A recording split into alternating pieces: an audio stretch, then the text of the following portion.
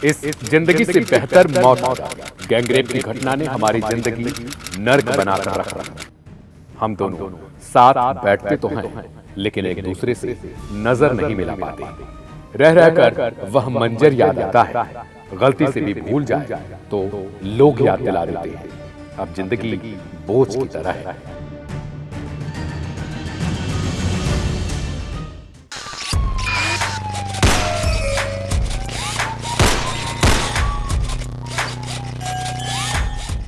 नमस्कार, मेरा नाम है दिव्यांशु और आप देख रहे हैं क्राइम कथा का एक और नया एपिसोड।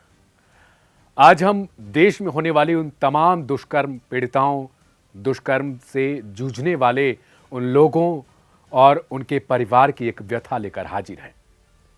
यह कहानी है एमपी के रीवा की, जो 21 अक्टूबर को घटी थी।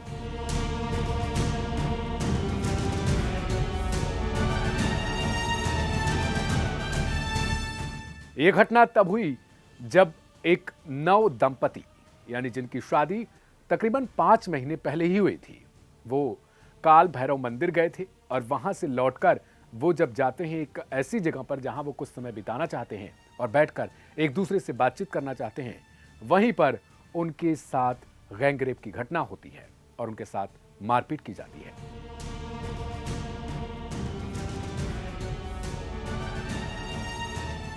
यह बेहद संवेदनशील मामला है और आज हम आपको उस गैंगरेप पीड़िता की वो आवाज सुनाएंगे जिसमें उसके सारे दर्द छिपे हुए हैं, जिसमें उसने अपनी सभी जिंदगी भर की जो इच्छाएं थी वो किस तरीके से उसकी मर गई, उनके बारे में उन्होंने बताया।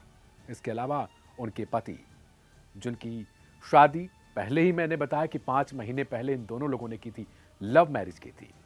इसके बाद जब ये किसी पिकनिक पर जाते हैं, कहीं पर एक दूसरे को जानने समझने के लिए, आपस में बातचीत करने के लिए बैठते हैं, तो वहीं पर इनके साथ ऐसी दरिंदगी की जाती है। मध्य प्रदेश के रीवा में ऐसी ही घटना जो 21 अक्टूबर को घटी, उसके बाद से इनका परिवार सदमे में है। लोग अगर बाहर भी निकलना चाहते हैं तो उन्हें जबरदस्ती के टॉन्ट मारे जाते हैं।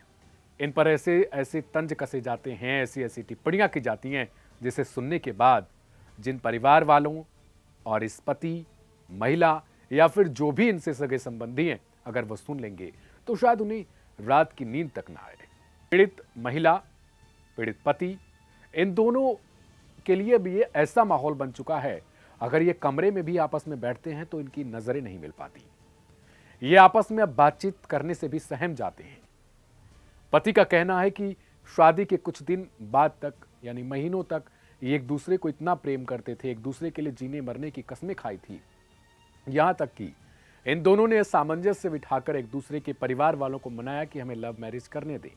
पत्नी के घर वालों को भी शादी के लिए राजी किया। मैंने उनसे वादा किया था कि आपकी बेटी को हमेशा खुश रखूंगा, कभी भी उसके ऊपर आंच नहीं आने दूंगा, आपको कभी शिकायत का मौका नहीं मिलेगा, मैं उसे इतना खुश रखूंगा। अब जब इतनी बड़ी वारदात हो गई है तो समझ नहीं आता कि ससुराल वालों का सामना कैसे करूंगा। मेरे सारे वादे धरे के धरे रह गए। ससुराल वालों को क्या जवाब दूं, चेहरा कैसे दिखाऊं। दरिंदों ने मुझे कहीं मुंह दिखाने लायक नहीं छोड़ा। कोई भी लड़का लड़की जब एक दूसरे से प्रेम करते हैं तो उस समय उनके सामने सबसे बड़ी चुनौती होती है शादी के लिए अपने घर वालों को राजी करना। इन सब के बावजूद जब परिवार वाले किसी जरूरी काम से भी बाहर जाते हैं तो आसपास के लोग ताने मारते हैं। ये समाज वही समाज है जो कभी कभी कैंडल मार्च तक निकालता है, कभी कभी नारेबाजी करता है, सरकार से मांग करता है कि कठोर कानून बनाए जाएं। लेकिन उसी के समाज के साथ किसी महिला, किसी पुरुष के साथ कोई अप्रिय घटना घट जाती है तो यही लोग सबसे पहले खड़े होते हैं और कैंडल मार्च तक को भूल जाते हैं और उसके बाद ताने की शुरुआत करते हैं।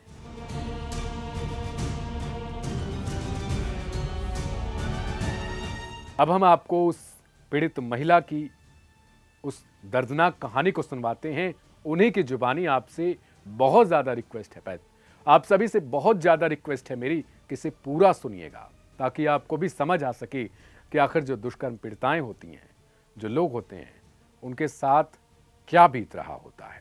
सुनिए। भैरव बाबा मंदिर गए दर्शन करने, फिर वहाँ से हम लोग लौट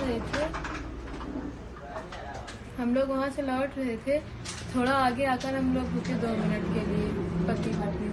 फिर हम लोग क्या किए, मतलब आए गुंडे, पहला एक गुंडा आया, फिर हम लोग भागने की कोशिश किए तो नहीं भाग पाए, फिर 4 गुंडे सामने से आ गए, फिर मारने लगे। फिर हम लोग मतलब पूछे कि क्यों मार रहे हैं, हम लोग उनसे बोले कि आप क्यों मार रहे हैं। फिर वो क्या बोले कि मतलब मारे हम लोगों को, फिर जान से मारने की धमकी दे रहे थे।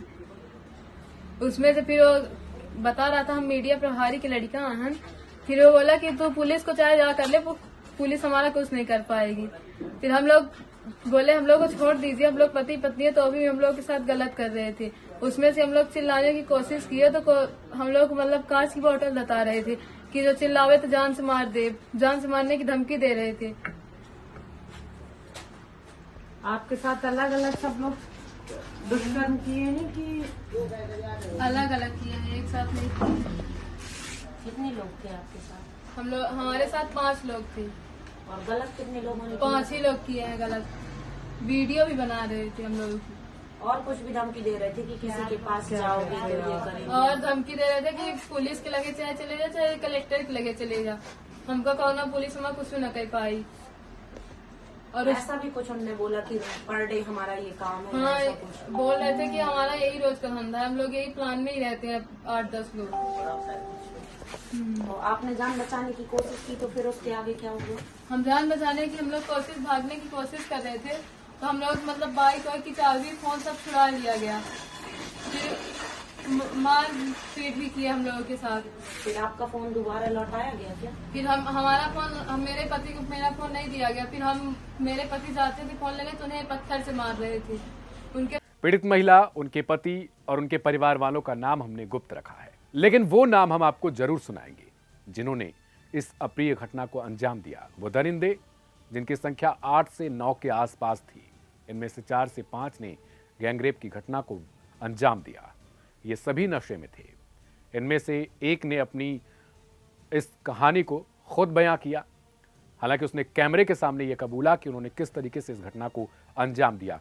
अब हम आपको उस आरोपी जिसने इस घटना में अपने आप को शामिल होने के लिए खुद ही कबूल किया है, उस वक्त ही इसने ये माना था कि इसने किस तरीके से इस घटना को अंजाम दिया। सुनिए उसकी भी बाइट। ये हम लोग गुड़ के पास भैरव बाबा के मंदिर है, वहाँ गए थे घूमने। वहाँ नहा रहे थे, खाना पीना बनाए वो लोग खाए, और उसके साथ ही मुझे ज़बरदस्ती गांजा और दारू पिला दी गई। मैं नशे में था। अचानक एक लड़की और लड़के आए स्प्लेंडर पे, पर एक बड़ी सी चट्टान थी, उसके पीछे वो लोग गलत काम कर रहे थे वो। तो फिर हम लोग जो है तो वो बताएं, एक आए कि हम लोगों को। तुम काफी नशे में थे? हम बहुत ज़्यादा नशे में। कितने लोग थे? हम 5 लोग थे, 3 लोग साइकिल से आए थे। कुल कितने लोग ग्रेप किए हैं? अब ये मुझे नहीं पता कितने लोग। 4-5 लोग किए हैं लगता है। फिर मैं वो करने के बाद वो सब जो किए, फिर वो लड़की मेरे पास आई, बोली भैया मोबाइल दिला दो मेरी। OnePlus की वो मोबाइल ली थी। तो फिर हम जो मतलब मोबाइल लिया था उससे ज़बरदस्ती छीनकर उसको हमने मोबाइल भी उसकी दिलवाई। वीडियो भी बनाए थे? मैं भी उसकी वीडियो बनाया था गाड़ी की। वो बोली कि नहीं, रेप का भी वीडियो बनाए थे? नहीं, वो मेरे को नहीं पता है कि वो लोग बनाए थे कि नहीं बनाए थे। कब की घटना है ये? 21 तारीख को 2। आरोपी को सुनने के बाद आपको समझ आया होगा कि आखिर इसके मन में घटना को अंजाम देने के बावजूद भी कोई खौफ नहीं। पिता के पति ने बताया कि उसने किस तरीके से अपनी जिंदगी को झेला है और हर पल अब उसके लिए मौत के समान है। ये सारी बातें दैनिक भास्कर के कैमरे पर कही गई। इसमें बताया गया कि अब इनकी जिंदगी नर्क बन चुकी है। एक कमरे में रहते हुए भी ये एक दूसरे से बातें करने में भी झिझकते हैं। इन्हें बार बार वो यादें कचोटती हैं, वो दृश्य जिसके सामने, जिस पति के सामने उसकी ही पत्नी के साथ गैंगरेप किया जाए, उसे पेड़ से बांधकर पीटा जाए और उसकी पत्नी के साथ गैंगरेप किया जाए, दरिंदगी की जाए, उसके साथ मारपीट किया जाए और साथ ही ये धमकी भी दी जाए कि अगर वो बाहर जाकर किसी भी तरीके से इस घटना को कबूल करती है तो फिर उसका वीडियो वायरल कर दिया जाएगा।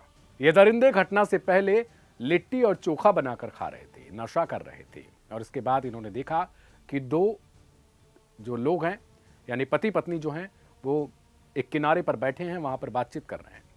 फिर ये अपने दोस्तों को कॉल करते हैं कि चल आजा, मुर्गे फंसे हैं, जल्दी से आ जाओ वरना पछताओगे। इनके दोस्त जल्दी से नशे का सारा सामान लेकर आते हैं, ये नशा करते हैं और उसके बाद फिर इन्हें घेर लेते हैं। इस हैवानियत के कारण रीवा में कई दिनों तक लोगों में मातम पसरा रहा। लोग इस घटना की चर्चा करते रहे, लेकिन कहते हैं जब कोई घटना घटती है तो लोग कैंडल मार्च से लेकर तमाम तरीके से अनशन और नई नई मांगे करते हैं, लेकिन जब घटना पुरानी हो जाती है तो वापस से ये अपने घरों को लौट पड़ते हैं, फिर किसी एक और घटना के होने का इंतजार करते हैं। इस घटना के बाद से बहुत सारे सवाल खड़े हो रहे हैं कि आखिर क्या कोई महिला देश में सुरक्षित है या फिर नहीं। क्या वो किसी के साथ घूमने भी जाए तब भी उसको डर रहे? क्या आजकल के युवाओं, पुरुषों और तमाम उन लोगों में ऐसी सोच भर चुकी है कि महिला के साथ सिर्फ वो शारीरिक चीज़ों को ही सब कुछ मानते हैं? ये सवाल आप भी सोचिएगा। इस वीडियो को दूसरों के साथ शेयर जरूर करिएगा और हाँ, कहीं भी निकलिए, कहीं भी बैठिए, सतर्कता जरूर बरतिएगा। एक नए एपिसोड में फिर से आपके साथ मुलाकात होगी। तब तक अपना बहुत ख्याल रखिएगा, अपनों का भी ख्याल रखिएगा। लेते हैं विदा। नमस्कार।